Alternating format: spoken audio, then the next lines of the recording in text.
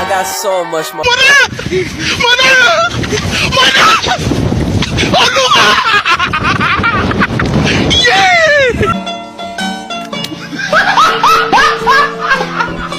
Are you ready, kids? Aye, aye, Captain! I can't hear you. Aye, aye, Captain! Oh!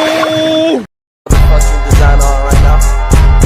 Break it down, bring it back, make it clap. I got 3 old thoughts, new block, wear that thing. Bitches on my line, and you know. Halo guys, bertemu dengan saya. Perkenalkan, nama saya M. Fasir Ramadan dengan NIM 2012-2026. Prodi PAI Fakultas FTIK. Di sini saya akan menjelaskan sedikit tentang apa sih itu moderasi beragama. Sebelum memasuki materi moderasi beragama, apa sih itu moderasi? Moderasi adalah jalan tengah dalam sejumlah forum diskusi. Kerap terdapat moderator yang memenangi proses diskusi, tidak berpihak kepada siapapun atau pendapat manapun, bersikap adil kepada semua pihak yang terlibat dalam diskusi. Moderasi juga berarti sesuatu yang terbaik, sesuatu yang ada di tengah, biasanya berada di antara dua hal yang buruk. Contohnya adalah keberanian. Sifat berani dianggap baik karena ia berada di antara sifat ceroboh dan sifat takut. Sifat dermawan juga baik karena ia berada di antara sifat boros dan sifat kikir. A few moments later.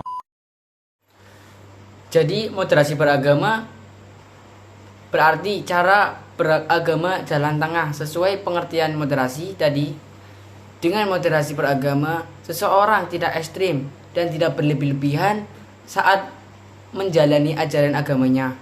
Orang yang memperpraktekannya disebut moderat. Contoh beragama yang berlebih-lebihan. Contoh paling gamblangnya adalah ketika seorang pemeluk agama mengkafirkan saudaranya sesama pemeluk agama yang sama hanya gara-gara mereka berbeda pendapat. Padahal hanya Tuhan yang Maha tahu apakah seseorang sudah masuk kategori kafir atau tidak. Selanjutnya ada seseorang yang bersembahyang terus-menerus dari pagi hingga malam tanpa memperdulikan problem sosial di sekitar, bisa disebut berlebihan dalam beragama. Seseorang juga bisa disebut berlebihan dalam beragama ketika ia sengaja merendahkan agama orang lain atau gemar menghina figur atau simbol suci agama tertentu. Dalam kasus seperti ini, ia sudah terjebak dalam ekstrematis yang tidak sesuai dengan prinsip-prinsip moderasi beragama. A few moments later. Mengapa moderasi beragama itu diperlukan? Karena sikap ekstrim dalam beragama tidak sesuai dengan esensi ajaran agama itu sendiri. Perilaku ekstrim atas nama agama juga mengakibatkan lahirnya konflik, rasa benci, intoleransi, dan bahkan peperangan yang memusnahkan peradaban. Sikap-sikap itulah yang perlu dimoderasi. Moderasi beragama adalah upaya mengembalikan pemahaman dan praktek beragama agar sesuai dengan esensinya, yakni untuk menjaga harkat, martabat, dan peradaban manusia. Bukan sebaliknya, agama tidak boleh digunakan untuk hal-hal yang justru merusak peradaban. Sebab sejak diturunkan agama, pada hakikatnya ditunjuk untuk membangun peradaban itu sendiri. Apakah moderasi beragama dengan moderasi agama itu sama? Tentu saja tidak sama.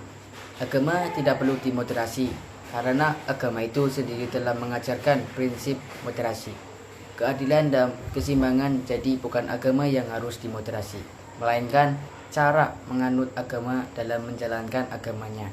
Itulah yang harus dimoderasi. Tidak ada agama yang mengajarkan ekstrematis, tapi tidak sedikit orang yang menjalankan ajaran agama berubah menjadi ekstrim. Contoh untuk membedakan agama dan beragama, misalnya ajaran agama untuk memuliakan perempuan. Ajaran ini bersifat pasti ada, tidak ada yang memperdebatkan. Itulah ajaran beragama. Tapi bagaimana cara memuliakan perempuan menurut ajaran agama? Itu masing-masing umat beragama melakukan praktek yang berbeda-beda. Itulah yang disebut beragama. Apa prinsip moderasi yang moderat? Prinsip ada dua, yaitu adil dan berimbang. Bersikap adil berarti menempatkan segala sesuatu pada tempatnya, seraya melaksanakan secara baik dan secepat mungkin. Sedangkan sikap berimbang berarti selalu berada di tengah di antara dua kutub.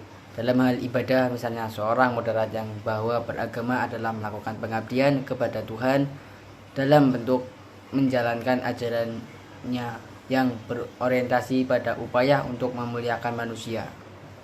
A few moments later. Jadi moderasi beragama sama dengan toleran. Toleran itu adalah hasil yang diakibatkan oleh sikap moderat dalam beragama. Sedangkan moderasi adalah proses, toleransi adalah hasilnya.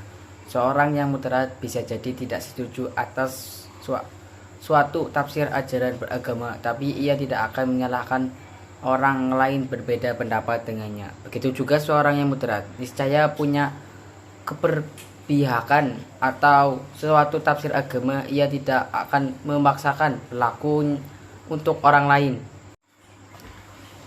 Siapa yang harus mengawal moderasi beragama? Tegaknya moderasi beragama perlu dikawal bersama, baik oleh orang per orang maupun lembaga, baik masyarakat maupun negara. Kelompok beragama yang moderat harus lantang bersuara dan tidak lagi memilih menjadi mayoritas yang diam. Bahkan keterlibatan perempuan juga akan sangat penting dalam upaya memperkuat moderasi beragama. Mengingat kekerasan atas nama agama bisa saja dilakukan baik oleh laki-laki maupun perempuan. Setiap komponen bangsa harus yakin bahwa Indonesia memiliki model sosial untuk memperkuat moderasi beragama. Model sosial itu berupa nilai-nilai budaya lokal, kekayaan, keragaman, adat istiadat, dan tradisi. Bermusyawarah serta budaya gotong royong yang diwarisi masyarakat Indonesia secara turun-temurun.